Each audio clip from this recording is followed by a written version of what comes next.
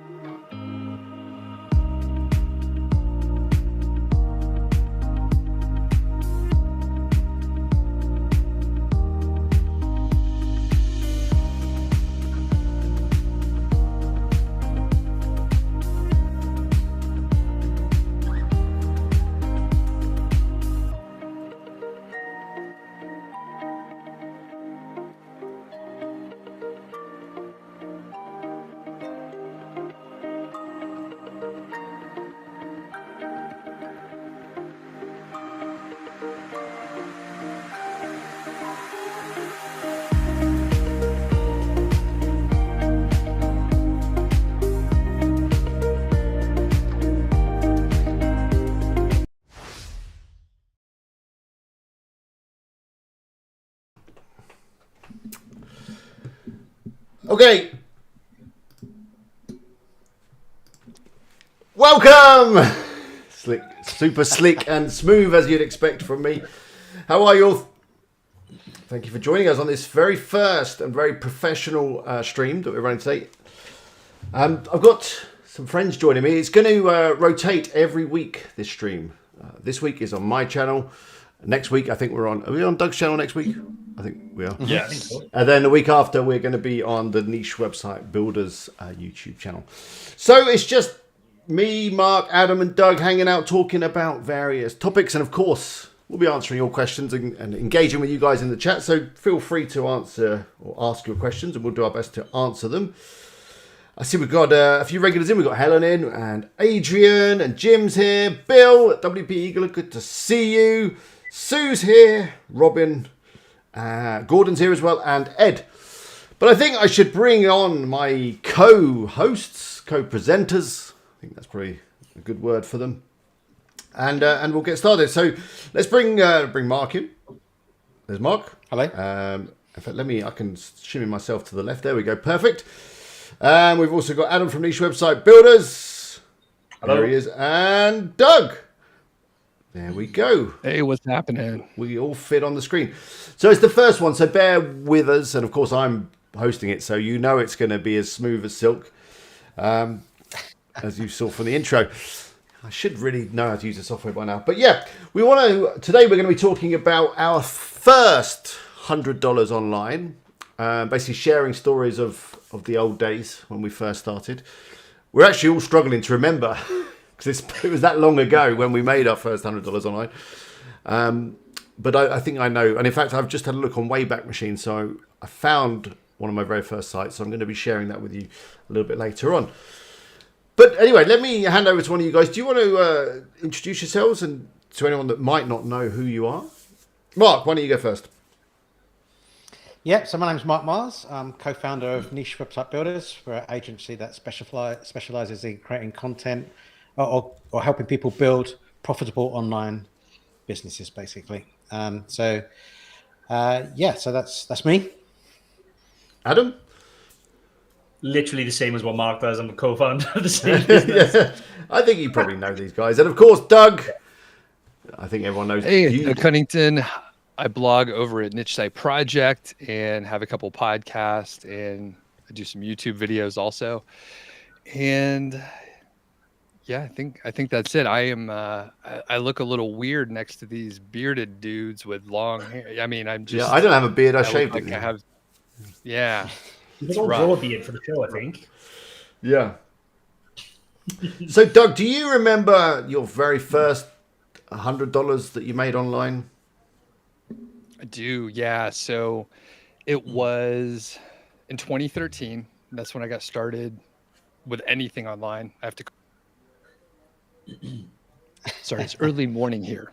So Yeah, sorry. I'm just rolling out of bed. Yeah. So basically, I got started with the AdSense model. So I found Smart Passive Income, and they were talking a lot about just these niche sites. And sometimes people would actually just, I don't know, they'd have these kind of crappy sites and they'd put up like 50 of them. They'd earn like $2 a day from each site. So it was kind of in that model. And I started one site, or I think I worked for maybe like 6 weeks or so, and I earned like 13 cents that first click. And I thought, oh man, this is fantastic. I probably worked like 100 hours on it and made 13 cents, you know. But fast forward, I ended up following along with Spencer Hawes over at Niche Pursuits for Niche Site Project One, from which he lended, gave me the name and let me use it. And the Amazon sites worked great. So I think within like 2 months, 3 months or so of like starting to earn, I like surpassed the $100 mark pretty quickly. So I think, the first month and a half, I didn't earn anything. And then the next month it was like 20 or $30. And then by the third or fourth month, it was like $300, $500, something like that. So as soon as that hit, it was growing really fast. So that was the first $100. Wow, it's a good story. So, Mark, do you remember your first $100 online? Yes, well, yeah. So I remember my first dollar, and then and then I guess I can make it up with another way that I made money. But so I don't know if this is whether this is like a swindle or actually making money online. But back in the day when you first signed up to Amazon Associates, so I signed up to Amazon Associates in around 98, 99, so quite a long time ago, and back then I was a student and wanted to save money for anything that I bought on Amazon. So I basically set myself up my own affiliate account and then kind of use my own affiliate links to buy products through Amazon, which you could do with at the time. You're allowed to do that. So yeah, I don't think that counts. I don't think that counts. That's kind of that's making money, isn't it? It's affiliate. That's Amazon Associates. Surely that's making money. Yeah, kind of. I mean, I could see that I tried it again in 2007, and then the money got instantly refunded, saying it was personal orders. So yeah, they actually got quite smart on that, didn't they? And then they were able to find. They knew who your friends and family were as well, and they didn't like it if you. Oh yeah, it's bad now. You wouldn't want to do it now, but yeah, disclaimer: don't do that now. No. But yeah, back then it was fine, and I don't think there was anything in the terms to say you couldn't. Unfortunately, the transactions don't go back far enough. They only go back to 2000, so I can't see exactly when that was and how much it was. But after that, it was kind of I started. It's okay. Go ahead. That was in the real early days, wasn't it? Yeah. Yeah, and then I guess I started a website agency in I'm trying to remember now. I did have it up 2010, something like that. And I built my first website, or got my first project. It was about £350, I think. It took me.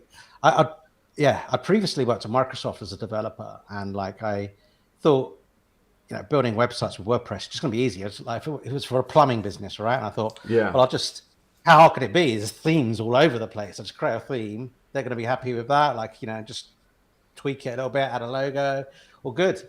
But also, I just wanted to get my first one as something for a portfolio to be able to show to other people. That's £350, and it took me like 2 weeks, day in, day out to do it. Even just putting a theme on, because I'd never used WordPress before at this point.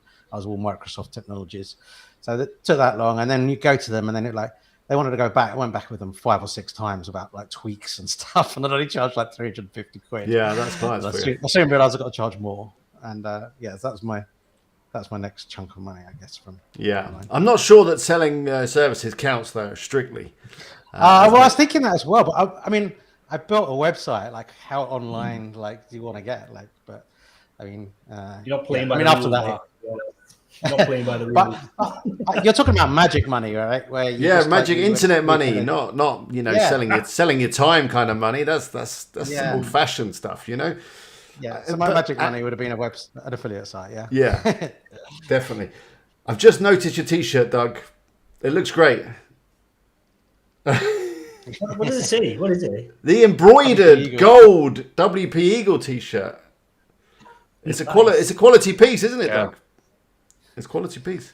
It feels good, and I was sometimes the embroidery has like an itchy quality. It can be a 'cause little it's kind of scratchy, thick, yeah. But not this one. This one is high quality. And Yeah, it's good. yeah, Gold it feels thread. good. Very nice. I saw Drake wearing one the other night. Nice. Anyway, You know what is that, or? Adam, come on. How did you make your first $100 online? I'm sure yours was through some sort of affiliate website or something similar. Yeah, mine was magic money. So, and I literally look back on my history of Flipper to my first ever purchase, and it was for the very tasty website called topraincoatsforwomen.com. Like Topraincoatsforwomen.com. I mean, what a domain name. Yeah. Is that still Yeah, yeah. is that still registered? Is someone using that? I hope they are. Oh, I don't know actually. I didn't even know they're not. Topraincoatsforwomen.com. That was back in the day where you just had to get the keywords in the domain, didn't you? Well, literally, honestly, I was literally looking through the Flipper sales page, and it basically had 8 pieces of content, and it ranked number 15 for the exact match search of raincoats for women, and it was number 1 for women's vinyl raincoats, number 2 for hooded raincoats for women, like with just 8 pieces of content, and that's it on a fresh domain. There was none of this expired domain magic that goes on. Then it was fresh domain, a couple of months old, and it was making around $44 per month when I bought it. And that was selling raincoats on Amazon, was it? Yes, it was. That was in 2012. Okay. And then I generally can't remember what happened with that. So did you just buy it and then make the money? Did you make any changes to it or anything? Do you remember? I don't think so, because I somehow I must have been introduced to this world around 2012, because I went hard, because literally in the space of, on July the 10th, I bought top raincoats for women. On July the 10th, the same day, I also bought decorative pillows for couch.net. And then just a single day later, I bought stereo systems for home.net and elopementpackages.org.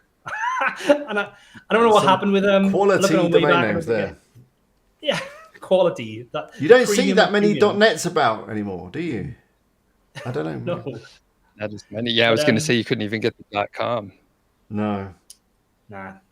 So I had those, and I think that's how I made my first money. And then looking back through my email inbox, because I'd also dabbled with, around the same time, like CPA marketing through paid search, but not Google or Facebook, through a very obscure search engine called 7Search. I don't even think it's about anymore.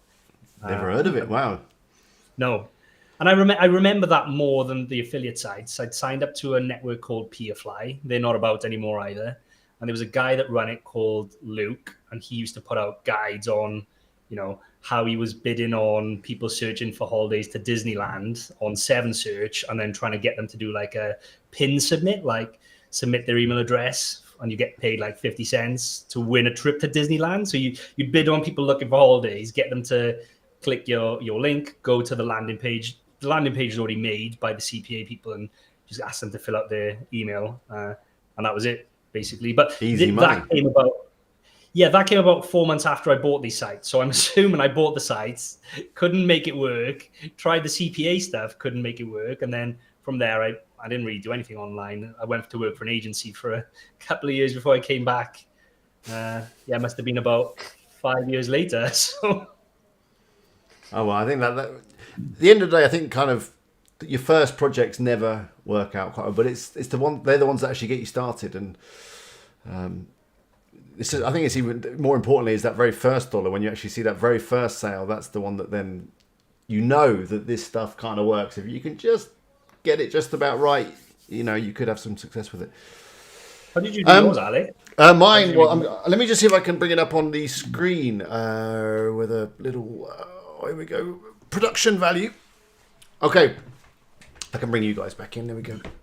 Boom, boom, boom.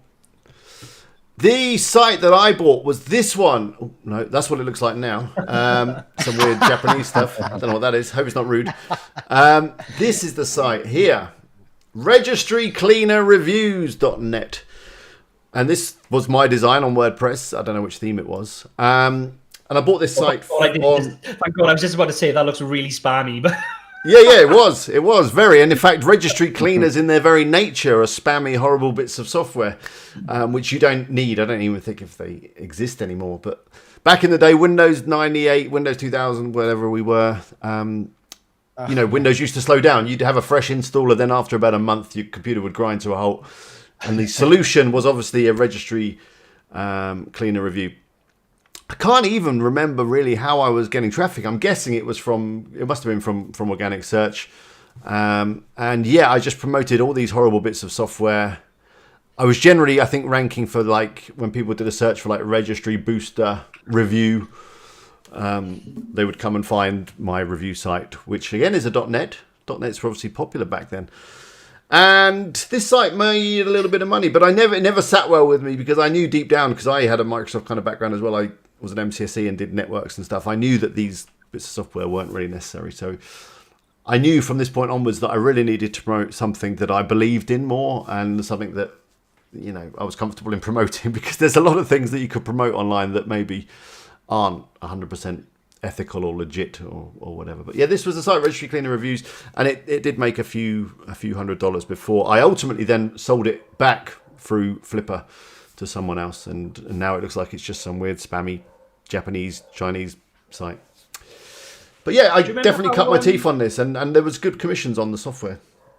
Do you remember how you got started with like going on Flipper and actually looking for this? Because I'm trying to rack my brain how I even knew Flipper was a thing, or like I can't remember who told me. Let me just put us back over here.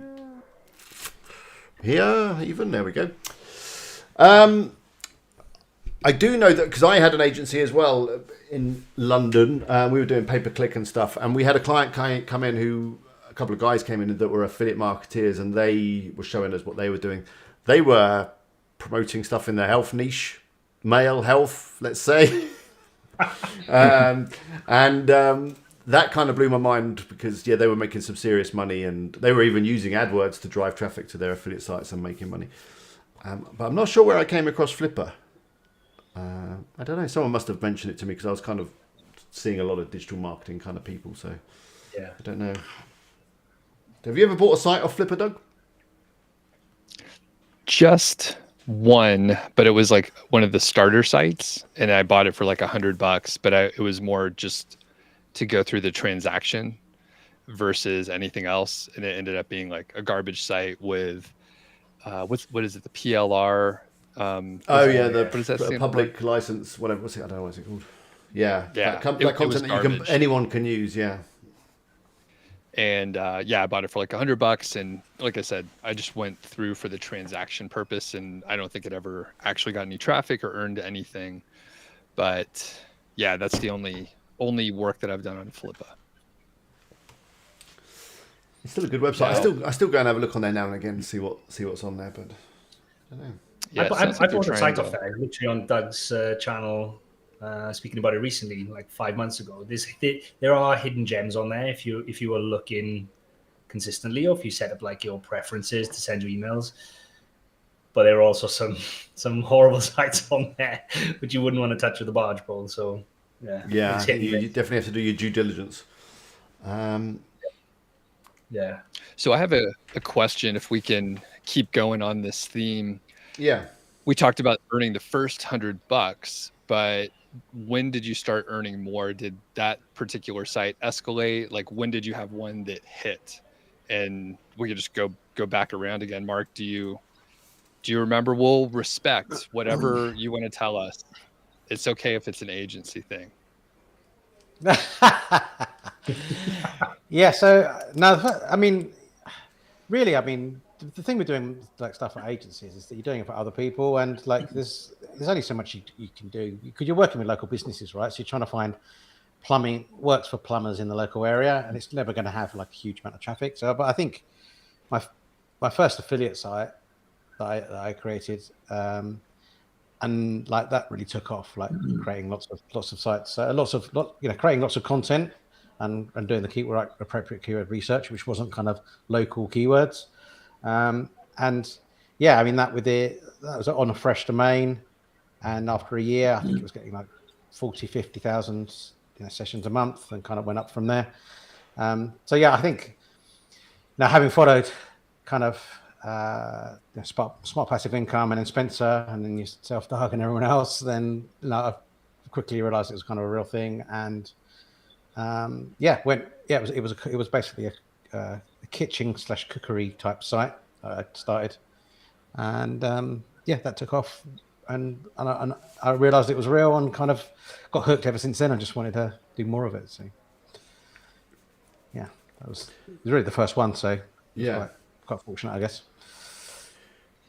Well, my first one that actually went real big, well, kind of big. I remember earning over, into 4 figures a month, which was then, wow, this is serious, was 101 bestwordpressthemes.com, which was the second or third affiliate site that I set up. I built that on a fresh domain. I was into WordPress because it was fairly new back then, and it was exciting, and I'd been in the agency side, and I'd been working with web developers that were terrible and offered bespoke systems, and we would do AdWords campaigns for clients, and we'd say, to make this AdWords campaign really, work really well, you need some landing pages that are relevant to the search terms that we're bidding on. You guys know that. If you want to get a good conversion on your paid ads, you need a highly relevant landing page. And I'd go to a client and say that, and they'd go, okay, my web developer says we can't do that. Or my web developer says, okay, that's going to be £5,000. And I'd be like, what? No, we just need a few pages. Can't we just log in and do it? And they're like, no, they don't do that. And then there was WordPress, and I could see that this was a platform that enabled people to create pages and content quickly, and was powerful, was flexible, and would hopefully maybe get rid of some of these horrible web developers that were charging lots of money for terrible things. So I was getting into WordPress, and I was on Theme Forest a lot. I was amazed by the themes on there and all the different themes that you could get. And back then, there was a lot of themes that were for specific things. So you'd have themes for bands, and themes for, a building company, theme for a plumber, very custom specific WordPress themes. Whereas now we're kind of more general themes, aren't we? We're builders that you can build a site about anything. So yeah, and I saw that Invato and Theme Forest had an affiliate program, and I was like, okay, well, I could promote these themes. That'd be really cool. So I registered 101 bestwordpressthemes.com, and I started creating content about, the best themes for a band website, the best themes for a plumber website, etc., etc. And it did really well, and I was getting commission from Theme Forest, and it was really exciting. And I remember, we probably all did this back in the day, just continuously logging in on my phone, on my laptop, and refreshing my sales, and just watching money coming in.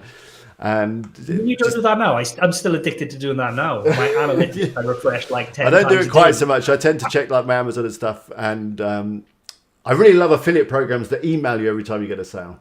They're my favorite. HostGator used to do that. Jasper does that, or Jarvis. So every time someone signs up, you get an email, so you don't even have to check. But yeah, that was exciting times. And I remember one particular night, I remember where I was, because I was in Marrakesh at the time, on a holiday. And someone had bought a developer license on Theme Forest, which are about $2,000 or $3,000, and you get kind of exclusive use of that theme. And I think there might even be more than that, but I got like a $1,000 commission or something. Very exciting. But ultimately, that site ended in tears because, and I've shared this with my viewers before, never register a domain name with a trademark in it. So obviously 101 Best WordPress Themes has the word WordPress in it, which is a trademark of Automatic. And yeah, they sent me an email and said, yeah, you really can't do that. And if you don't take the website down or change the domain name, then we will sue you or whatever. So I changed the domain name. Also, I had done a bit of black hat SEO, and that all kind of backfired at the same time, and the site just went and dropped off the search engine rankings. At the time, it was kind of ranking first page for the phrase WordPress themes, which obviously very highly searched phrase, getting a lot of traffic and doing really well. And it was also ranking really well for things like what's the best WordPress theme for a plumber. but yeah, that got me really excited about affiliate marketing, and also in marketing digital products, which I think is probably key when it comes to affiliate marketing. I mean, it's all very well and it's all nice doing Amazon stuff, and it's a great place to start. But if you can get into a niche where there's some digital products, the commissions are fantastic, the sales seem easier somehow. I don't know, but yeah, it really opened my mind to promoting software and services as an affiliate. Ultimately ended in tears, as some of these sites do, but it was enough to keep me going, and then I moved on to my next project. What kind of black hat stuff were you doing, Alex? Do you remember? Like, what were the black hat stuff? I wasn't doing it. I imagine it was PBNs. I don't know. I was quite an active member on Warrior Forum at the time. Is Warrior Forum still a thing? It probably is. And there was like a buy and sell forum in there, and there was a guy in there that was selling an SEO service. He didn't really say what he was doing, but you'd literally like give him 5 keywords and $500, and he would get you on page 1 for those keywords. Simple as that. And that's what he did. And I said, okay, I want to be on page 1 for WordPress themes, and I gave him the money, and then within a few weeks I was. So I'd imagine he was doing some PBN stuff. Obviously completely dodgy stuff. But it worked. Why was he not doing it for himself for crazy terms? Why is he only charging $500? I don't know. That's always I did wonder that. But it was short-lived, as often these black hat techniques are. Yeah. Yeah. What so, year was lesson learned there. That must have been. That would have been 2010. It must have been a good 10 years ago, if not, 10, 12 years ago. Maybe 2015. I don't know. It was a while ago. It was in the distant past. But yeah, I learned a few lessons there. Never register or go anywhere near trademarks. And in fact, Jarvis have just discovered that as well, haven't they? Having to rename themselves so many times. And also, don't do any black hat stuff. So I would never go near PBNs or any of that dodgy black hat stuff. You guys were also so dirty. I was so squeaky clean, even back in the old days. I just whilst you guys were doing this, I was sitting there reading a Moz blog, believing that all I had to do was create content and links will and like traffic will come. Yeah, good old Moz. Well, Doug, you used to do a bit of PBN. You had a PBN course, didn't you? I did, yeah. That was one of the early things. Yeah, so the site that I was talking about earlier, the first Amazon site, that one actually took off. So, kind of a couple mistakes early on, but then that one took off pretty well. And I think by that retail season, it made I think it was 6,200 that December. And that was only the site was only 6 months old. So when you hear the time frames, like what we were doing back then versus what we do now, it's completely different. And I can't remember how much content was on there, but it was maybe only 50 posts. I mean, it was insane how fast you could rank. And we were using PBNs because I followed along with, I don't remember if Pat Flynn specifically talked about PBNs, but he was doing link wheels and link pyramids. And he's like, just go over to Fiverr, buy these links over there, and you're good to go. And it worked, man. I mean, you would rank fast. And then we all started building our own PBNs and trading links, which was just a big house of cards. Everybody got caught up in that one. But just like you, Alex, I think everybody has a story like this. Maybe not Mark, since he was so clean cut, Yeah. But the next month, right? So awesome December. I'm going to quit my job. I'm a genius.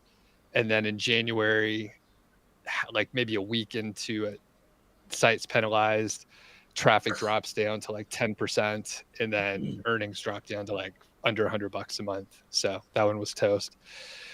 It was fast ride. But you can rise fast, but you can fall even quicker. That's the thing, and that is always the risk, I suppose, with internet assets, is that they can sometimes you are kind of at the mercy of other people like Google and Amazon and whoever else you're promoting, which is why sometimes you do need to kind of cover yourself with a few different income streams. But I think you just got me thinking then about link building back in the day, because there was always certain things that you had to do. You always had to go. What was that directory that you always had to sign up for? I know what you mean, the green one. Demos. Was it Demos? Demos. Yeah. There was if you got a link from that, then that was pretty much your SEO done, wasn't it? I'm remember that. And, I and then remember more what Doug was talking about, link pyramids and link wheels. yeah.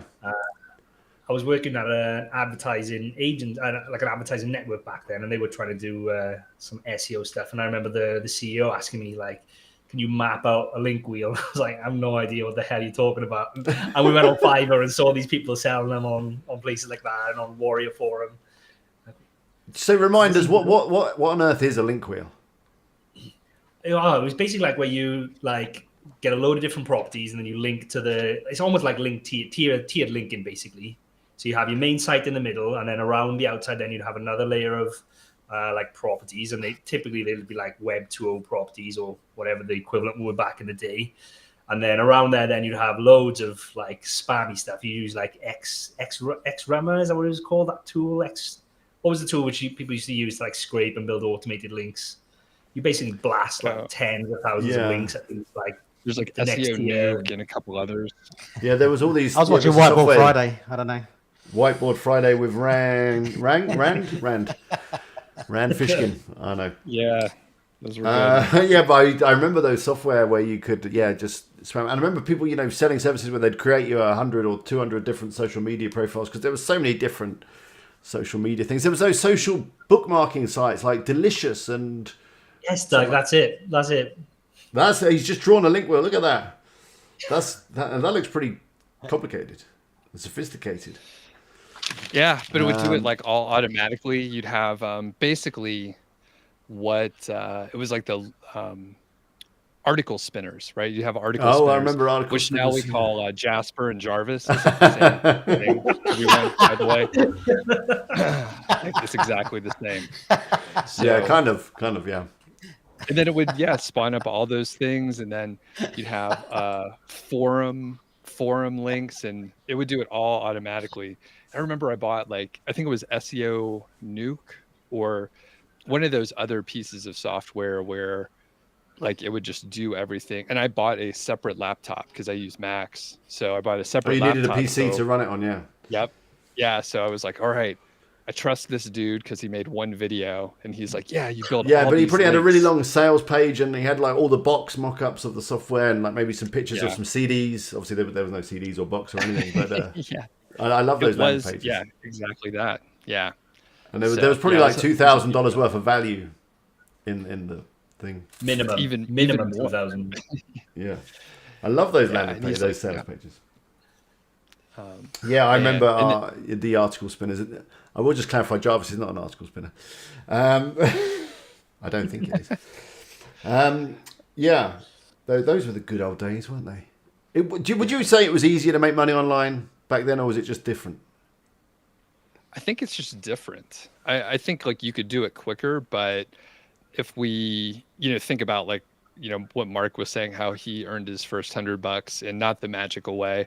I mean, you could do that so fast. You can have a skill and then do a service for a little bit until you get the wheels rolling a little bit. But yeah, I think it is a little bit. It was faster, maybe a little bit easier now. Now or then? I think it's easier now. You think it's easier now? Okay, yeah. There's less underhand tech. There's less techie stuff, isn't there? It's very clear now, really, isn't it? You find your niche, you create content, you add value, and if you stick to those rules and don't do anything too underhand, then ultimately it should be okay. If you do your research, find some keywords that are underserviced, you should be fine. If you get some good content. There's just so many more resources now. It was quite, depending on how far you go back, but there's limited. There's just so many people with YouTube channels and places you can go and find out information if you want to on how to do stuff. So I think it's probably easier for that reason as well. Yeah, for sure. There is a lot of stuff to learn. I mean, there's still a lot of courses and whatever. There's so many places you can buy stuff from and learn stuff from, isn't there? Or you can indeed outsource the entire process nowadays to companies like yourselves. So I've sold services as well in the past. I mean, I think that is also a good place to start, because when you're leaving your 9 to 5 and working for someone else, I think there is that step that you have to take where you kind of do the client work before you maybe go online. I don't know, but a lot of people I know have done that. They've kind of quit their job, then sold a service, had some clients, and then realised that that's also as unpleasant as working for someone else. And then they looked, for another way to make money, because clients can be just as hard work as a boss. In fact, they are a boss in a way, aren't they? I probably should have done that. So my first site that took off was when I was working for an agency. Bought it from Empire Flippers back when I've told the story loads of times, when they basically sold sites for like $10,000 or $11,000, like down that kind of price range. And I bought it and worked on it in the evenings and the weekends while working around my job at the agency. And then site took off, and I say really quick, it's about 8 months. And I bought it was making like $300 or $400, and then by the time I sold it, it was up to like $2,500-3,000.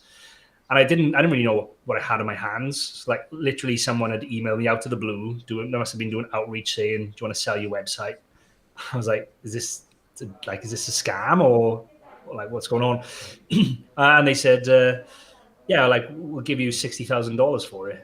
And I was like, "Yes, like 100%. That's more than I make in a year. Yeah. Show me the money." But I didn't I didn't realize the asset I had. It was on a massive upward trajectory. Like the last month, it'd done over $3,000, and I was just like a bit awestruck by this money. Being a poor boy from Wales, growing up, Yeah, you just took it as quick as possible. I did. I took it, and two things happened. One is I found out the guy held it for 3 months and then sold it for 90,000. So like I missed out on literally 10 grand a month.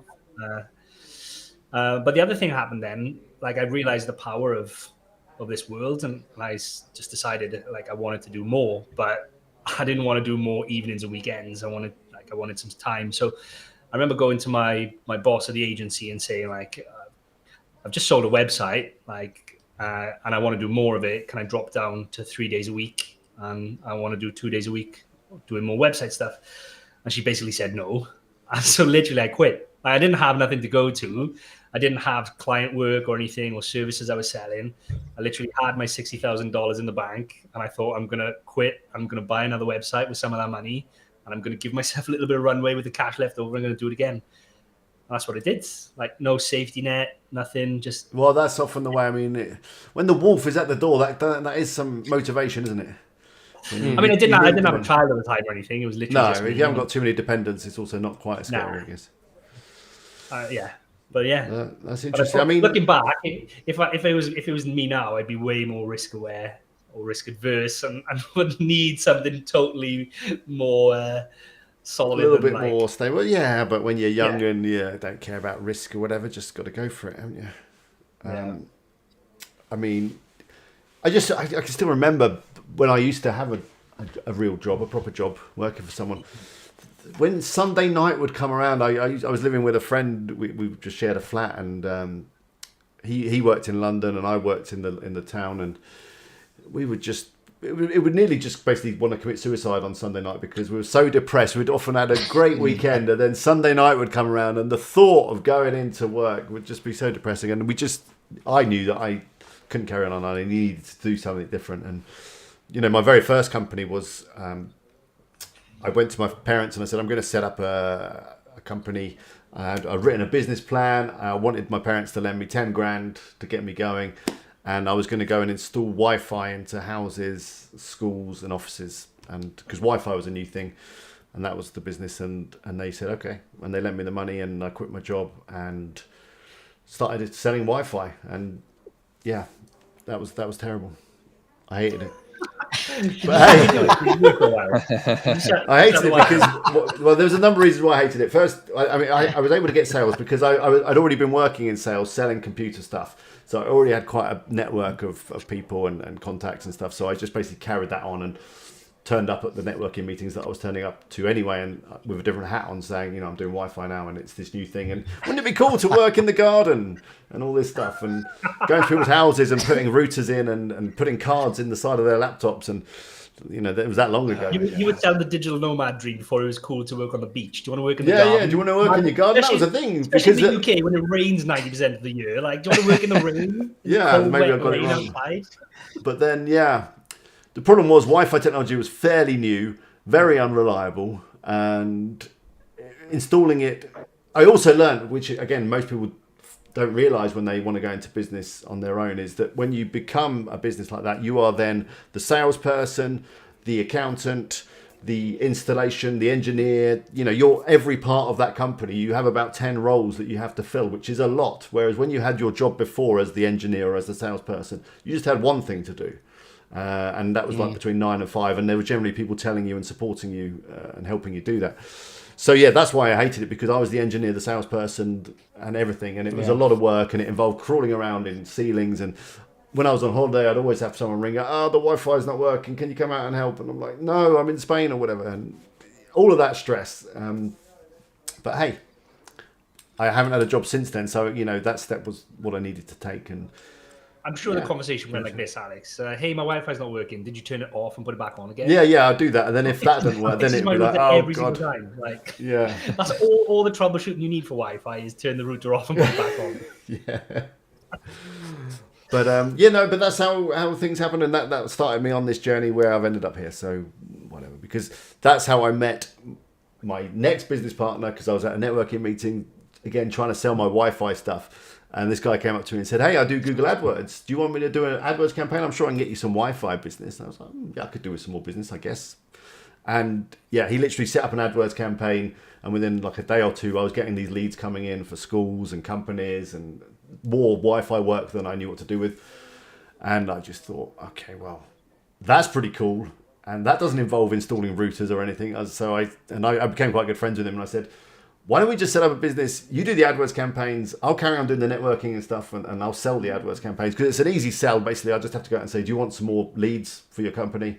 And most people would say yes. And then we'd do an AdWords campaign and blow them away. This was back when AdWords was quite new, and it was easy. And you could get bid on terms for like 10 pence or less. And it was happy days. So yeah, I in fact sold the Wi-Fi company. I sold it for a couple of £1,000, I think. And we went off, and the rest is history, as it were, because they were good days. Managing AdWords campaigns. I also learned then that the key to business is to, if you're going to be selling services and getting clients, is to get clients that pay you every single month. Whereas with Wi-Fi, they'd pay me once for a router or whatever, and then I'd have to go and find a new client. Whereas when you're managing someone's AdWords campaigns and that kind of thing, they pay you every month. It's perfect. Yeah. Me and Mark were reminiscing last week about how me and him met, because I thought Mark was just me and Mark live on the opposite sides of the country, like a couple of hours away. We've only ever met in real life like 10 times, less than 10 times maybe. And I thought Mark was like this proper creepy guy when we first started speaking. That's nice. Well, yeah, because like I'd been on a podcast and Mark had heard me, and then he just sent me a Facebook message out of the blue. And we didn't chat for very long on Facebook, and almost he's just like, coming down to Wales for the day to see you. Are you? Okay. Like, all right. If you want. Like, I don't even know who you are. What are we going to chat about? We just came down for the day. And that's how we met, basically. Just random message out of the blue and came down. We spent the day together and realized we had a ton of things in common. But I remember speaking to my partner. I was like, I don't know who this guy is. I don't know why he's coming down to Wales for the day. I don't know why he's driving 3 hours to meet me. Did you friendly, you met in not a public creepy, place too, right? Yeah. What was that, Doug? What's that, Doug? You met in a public place, so it would be safe. You didn't want him to know where you lived. Yeah. That's true. Hang on, where did we... I know, I met in your office, didn't I? Yeah. It was it was a shared office space though, so Yeah. Good old days of having offices. I remember having an office. Oh, yeah. What an overhead. Well, we still got the office. It's big enough for like 6 people, but it's where I live in Merthyr. It's so cheap. It's like costs us like either 40 or 60 quid a month, because it's like part run by the council and stuff. So every time I go in there, they're like, "Oh, are you going to be using the office anymore?" And in my head, I'm like, no, probably never going back then. I'll never work from home. But I always say, yeah, probably going to come back next month. We're going to have a couple of people working from there just to keep the space, just in case. Yeah. I don't know why. Yeah. Yeah. But everything in Wales is still cheap. It's like a couple of decades ago in any other part of the world. So I'm going to a car park, and you go to a car park when I met Adam, and it's a full day's parking, and it was, what was it, £3 or something for the day? And I was and there's like this woman comes out, she goes, they put the prices up, haven't they? And I was like, oh, because where I live in Reading, like 1 hour is like £6, like the day is £30. So it was like £3, and they said, you can pay weekly now, so you can pay it costs you like £4 for 5 days or something. And I can't remember what the numbers were, but like basically this was like, and I couldn't believe it. I was like, this is just shockingly cheap. But I love Wales. It's a lovely part of the world. Yeah, it's cheap. Cheap, yeah. Right. Anyway, I see that we have over 50 likes, so we will do a giveaway in a minute or two. I've still got the music. Yeah, we'll do that in a few minutes. You could win some. I got WP Eagle merch. That's all I got, I guess, at the moment. I'm gonna get the gold stitching one. It could be the gold embroidered or the print. The problem was the printed.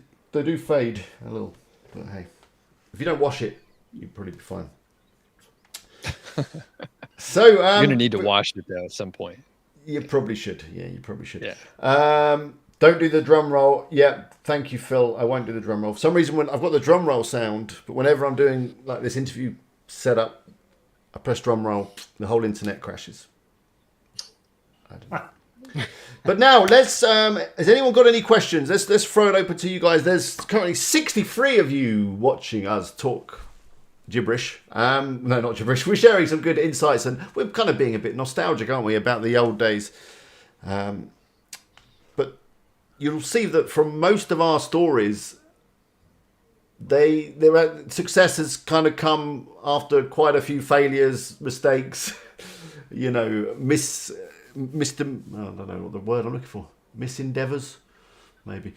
Basically, yeah, success comes after a number of failures and just trying things out and going down different paths. And I guess that's just life. So often, I think your first, second, third, or fourth projects are going to be the ones that are not going to make you a millionaire, but they're going to take you forward in that journey towards your success. Would you agree with that? There's that quote, isn't there? That every time you fail, you don't fail. You just start again, but you don't start with nothing. You start from experience. So every time I'm sure it's more succinct than that. The quote. Yeah. But, yeah, I know what you mean. But yeah. Yeah. You don't know what you don't There's know, no right? failure, only feedback. That's what Google used to say on the AdWords training. I don't know if that's true. Yeah. What doesn't kill you makes you stronger. Is that it? There's quite a few actually phrases around that. Very similar. It's like having a baby, though, isn't it? When you have a baby, anyone can try and prepare you for it, but you have no idea what you're doing when you first start up, and you've got to keep this thing alive. When you first you should keep them alive. Out. That's a good tip. That's quite important. Yeah, because you get in trouble if you don't. But yeah, like it's a bit like that. Isn't it? You can't fail too many times. Yeah, failure on that. You don't really want to fail too much on that, because that would be bad. But I completely understand. Yeah, you jump in with both feet and you're not ready for it, and you just have to kind of learn it on the job, as it were. And that's the same as a lot of things, in fact, isn't it? Yeah. I think a lot of people get frozen by fear and by trying to prepare and by trying to make sure they're ready for whatever it is they're trying to do, and it stops them from actually doing the thing. Whereas if they just actually got on and did it, they would find out and learn, probably by failing a few times and making some mistakes. But that's fine. Interesting though, with the babies though. Once you've had one baby,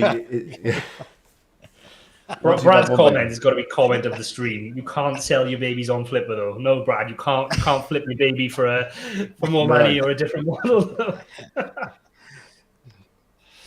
Phil says he's very glad that his child is doing better than his website. I want to chime in on the same point that you guys were talking about.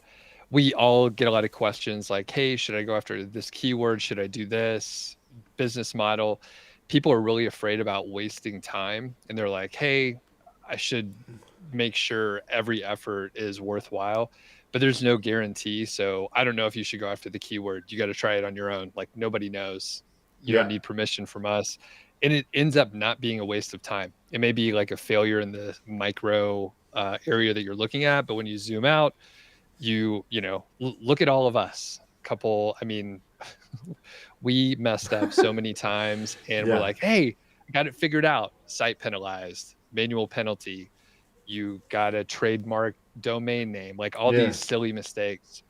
So it's not a waste. Sometimes it is, but you got to you got to do it. Like there's no You way to learn get so around much just by doing it, don't you? And it's the experience that really is what you build yourself on, and you get better at stuff. And yeah, but then it becomes a little bit easier, and you can't. But then we're still learning. That's the thing. You never stop learning, do you? You never stop making mistakes, getting better, finding new stuff out, figuring stuff out. But the only way you can do that is generally, you can learn a bit watching stuff, doing courses, and that's a great foundation. But the real lessons you learn are just by doing stuff. Yeah. Okay. And when it comes to children, I mean, once you've done the first one, it's easy. I think maybe not, but you're less worried. I think with the second one, the first one, you sterilize everything. You're really careful. You worry. You do everything, and then second one, it's a little bit more relaxing because you've done it, and it's not as bad as you thought. Yeah.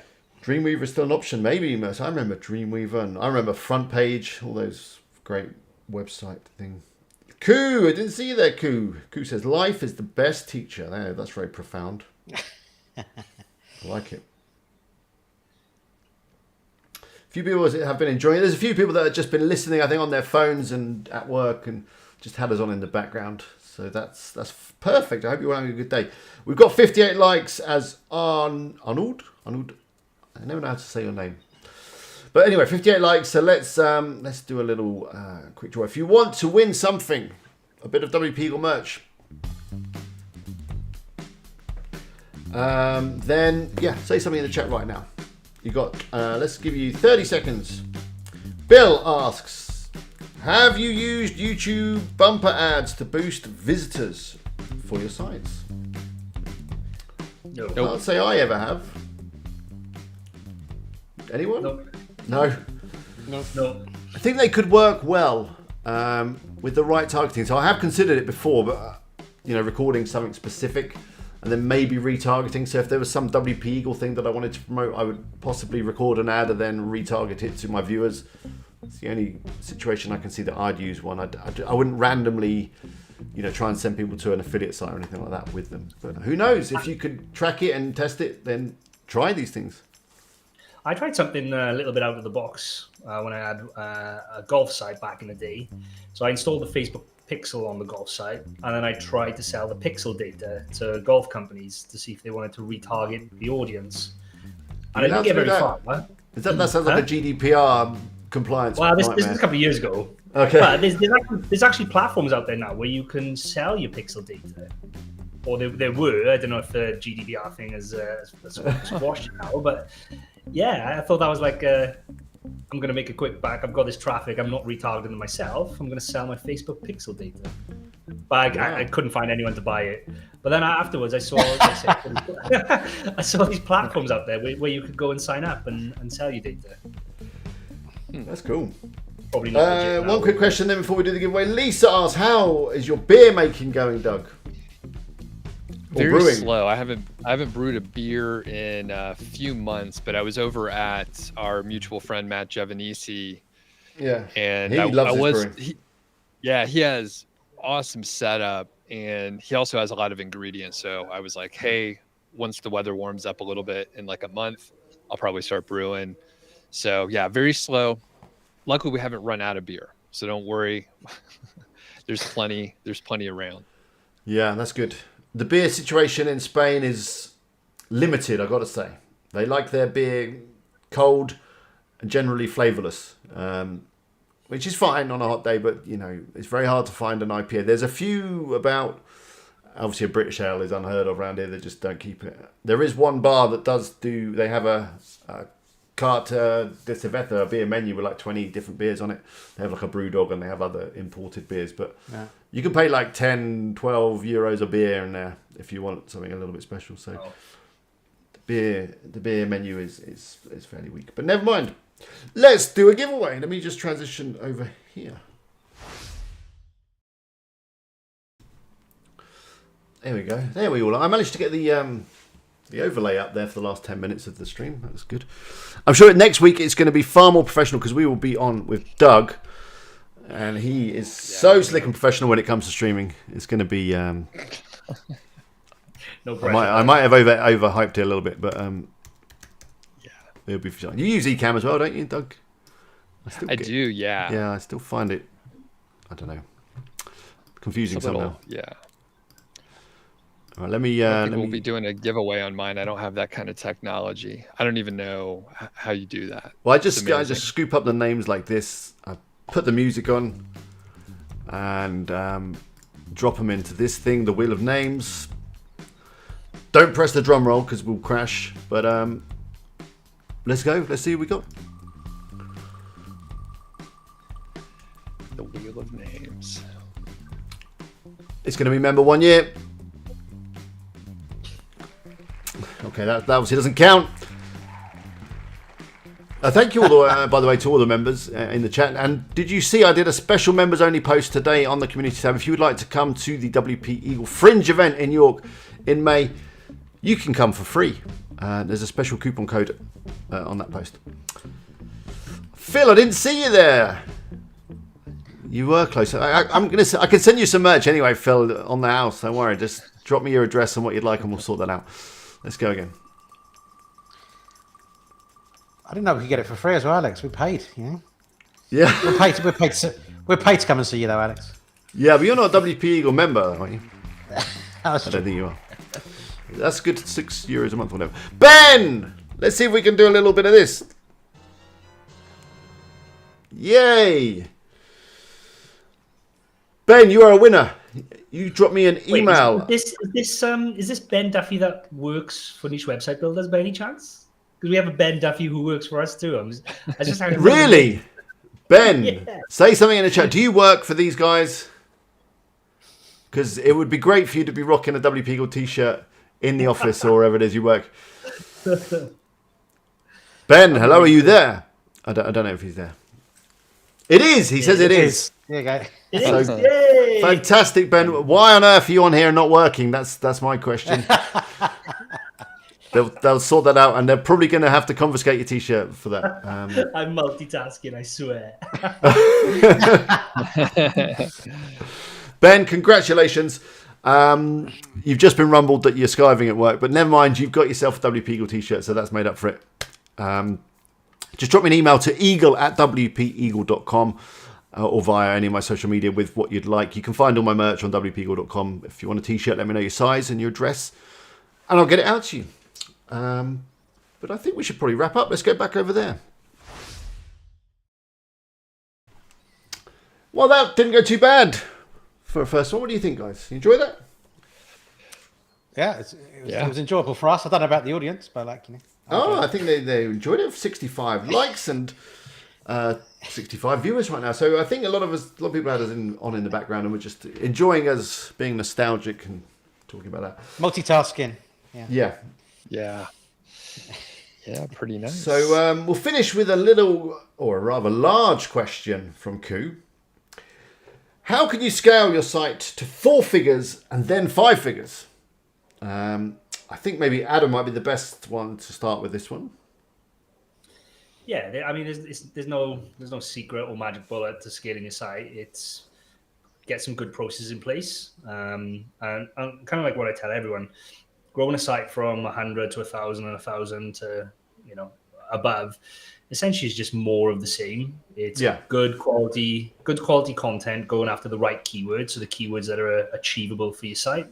And link building, and there's a whole nuance around what's classed as good quality content and what's classed as good quality keywords and what's a good link and different strategies. But it really boils down to if you can get those core fundamental things, so content after the right keywords and build links to build authority over a space of time, you almost cannot be you almost can't fail. It's unless something catastrophic happens. It's almost a given. So I think one thing that, I guess my main takeaway from that is just to be patient. It's a time horizon thing. If you're doing the right thing, just keep doing it and have faith that it's going to work. And usually, like, the journey from 100 to 1,000 is longer than a journey from 1,000 to 2,000, even though it's like way less money. It's an exponential kind of growth, but yeah, the first $100, the first $500, $1,000 is going to be harder. So basically, you found something that's working. Just keep doing more. I mean, I guess the problem might come if you've created or you've got a site that's in a fairly narrow niche, because you might mean like my get top to one? Like my Well, Fox Yeah, website. like I don't know, Or vinylladiesjackets.com or whatever. You might get whatever it was. But You no, might get to. I've got a site like that. It's literally about foxes. It's all it covers is foxes, and I've written every and single thing. There's nothing else to write about foxes. Nope, literally nothing. So when you get to that point, you just can't scale. You just have to start something else, or Well, it depends. So this specific site started. The site has the word fox in the URL, so you kind of shoehorn into that space. But I started then expanding out into like related animals, wolves and stuff, and that content's taken off quite well. So it depends on how far you want to go and go away from the main topic. But I'd say test it. Like I've tested the wolf stuff. That's taken off nicely and is getting in quite a decent amount of visitors. So I could continue to scale it into wolves and those surrounding animals now. But yeah, that's the only time you can't scale is if you've got a very specific site, I guess. But then you just start another site or try and diversify if you can. Mersic says foxes are laughing dogs. Change my mind. I don't think we need to change your mind. I think we agree with you on that. Very last question then from Matt, and I don't know, we probably already kind of touched on this. How long did it take for you all to get to $100? That's a tricky question, just by the way that a lot of us made our first $100, whether it was buying a website or doing things. But just as a general figure, a gut feeling, how long would you say it would take if you started a project to get to $100? I'll go first. I guess it depends on like what resources you were starting with. If you were starting with, one of our packages, for example, like an expired domain with 100,000 words of content or whatever, you'd expect to get to $100 fairly quick, I would say. All sites react differently, so I don't want to put a definitive time on it, but I'd say fairly quick. If it was just you writing the content and you were starting on a fresh domain, then the time horizon is obviously going to be a bit longer. It just depends on how much resources you can put into it, I think. Very tangible times there from Adam. Fairly quick and also a bit longer. So that should hopefully help you. Doug, what's your feeling on this? I'll go now. Yeah, mine was more specific. So it was like 3.5 months or so. And it was basically the model that we're all talking about and thinking about. It was just a few years back. So that's how long it took me, 3-4 months, something like that. Yeah, that's the kind of where I'm thinking, and maybe 6 months, depending on how much content you've been able to add. I think this, especially when I'm talking, my experience is generally with new domains. So that's, as Adam says, if you've bought a package, you bought an expired domain, something like that, it may be quicker. Mark, anything to add on that one before we go? No, not really. I think my first one was like 6 or 7 months before I got to $100, and then after that it wraps up real quick once you get out of the sandbox. So, but I think probably the key thing is though, it takes longer than you think, and be patient. Be patient. Sometimes it does take a while, but it's going to be worth it. Good. All right. Well, thank you, everybody. We'll be back again next week at a slightly earlier time, an hour earlier than whatever time it was we started today, which was, I think, was 3 o'clock UK time. So that'll be 2 o'clock UK time. That's even earlier for you then, Doug? That's okay? But you've adjusted your clocks, haven't you? You've adjusted your clocks. Yep. Yeah. So it'll be the same time for me, but we changed our clocks this weekend. So it'll be over on my channel. I think there's a link somewhere. You could find it. You'll find we will it be there. sharing the links via our usual social medias and all that kind of stuff. So make sure that you subscribe to all of our channels, and you'll find links to all of them in the description. And if you click the bell, you might get a notification. Maybe. Depends if YouTube's doing notifications that day. But thank you all. That was good fun. Doug, have a great day. You've still got your whole day ahead of you to do stuff. Oh, yeah. Thanks. Good talking to y'all. Good. All right, let's wrap it up. Cheers, guys. Bye-bye. Bye. See ya.